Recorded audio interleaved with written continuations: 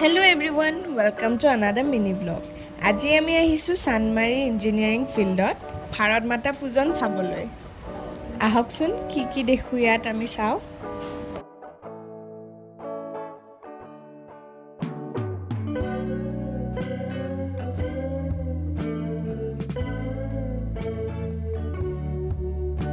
প্ৰথমে সোমাই গৈ আমি ধুনীয়া এটা পৰিৱেশ দেখিলো। মানুহ আছিলে চাই বহুত আৰু ডেকোৰেশনবোৰ ভাল লাগিছে চাই। আমি আহকচোন এটা এটাকে চাই যাও।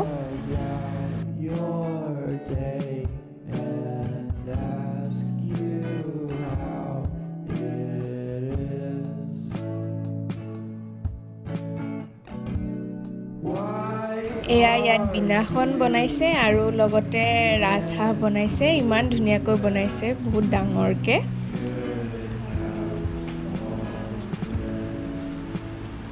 এফালে মাজতে ভাৰতৰ মেপখন বনাইছে, তাতে কি মন্দিৰ আছে সেইবোৰ বনাইছে আৰু মাজতে ভাৰত মাতা আৰু সেইফালে শিৱৰ মূৰ্তি এটা দিছে। বহুত ধুনীয়াকৈ বনাইছে একদম। আৰু চাৰিও কাষে একদম চাকিবোৰ দি থৈ দিছে। এইবোৰ চাগে গধূলি হ'লে জ্বলাই দিয়ে। তীৰ্থস্থানবোৰৰ নামবোৰ ধুনীয়াকৈ ইয়াতে লিখি থৈ দিছে। সাইডত এনেকৈ ধুনীয়াকৈ ষ্টল বনাই জানিবলগীয়া কথাবোৰ ইয়াত লিখি থৈ দিছে। বহুত মানে জানিবলগীয়া ইনফৰমেশ্যনবোৰ দিছে। ইয়াত চাব পাৰে শক্তিপীঠ, এয়া ধুনীয়াকৈ এনেকৈ লগাই থৈ দিছে ষ্টল বনাই।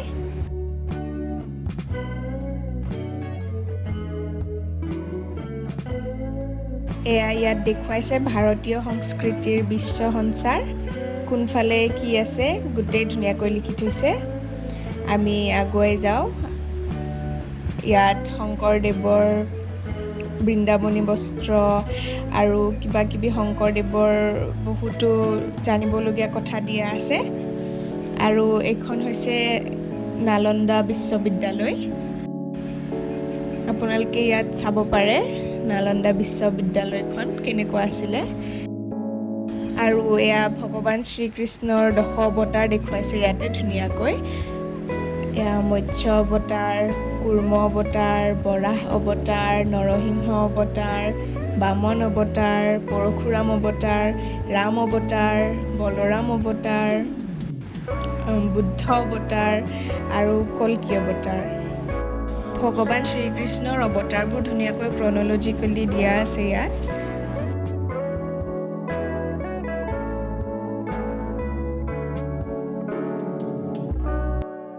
ইয়াত শ্ৰীমন্ত শংকৰদেৱৰ সত্ৰীয়া সংস্কৃতিও দেখুৱাইছে। চন্দ্ৰতাপ আৰু গুৰু আসনখন বনাই থৈছে ধুনীয়াকৈ।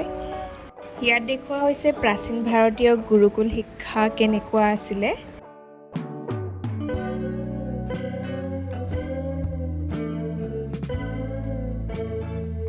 ইয়াত পুতলা নাচ দেখুৱাব।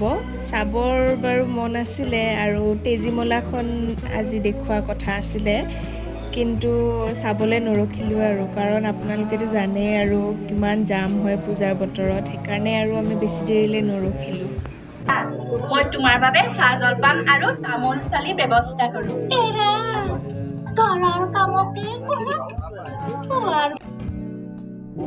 ইয়াত দেখুৱাইছে ৰাম সেতুত ব্যৱহাৰ হোৱা শিল। চাওকচোন এতিয়াও পানীত উপঙি আছে কিদৰে।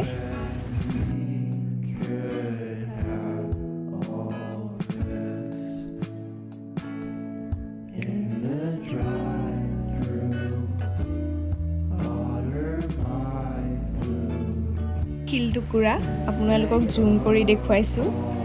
পানীৰ ওপৰতে ভাহি আছে।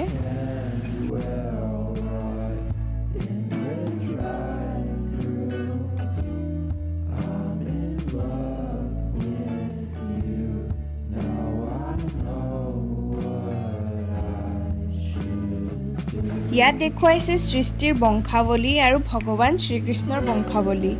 বহুত জানিবলগীয়া কথা দেখুৱাইছে। এয়া চাব পাৰে। মই যে কৃষ্ণৰ বংশাৱলী এয়া প্ৰথমবাৰ দেখিছোঁ। বিৰাট ভাল লাগিল জানি।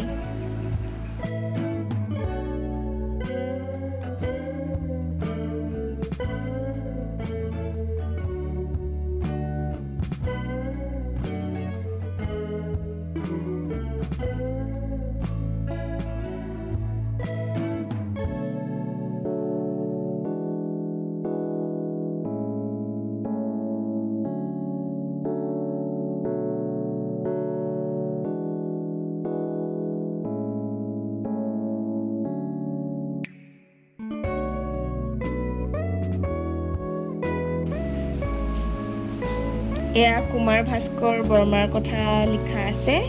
এয়া হৈছে কুমাৰ ভাস্কৰ বৰ্মা।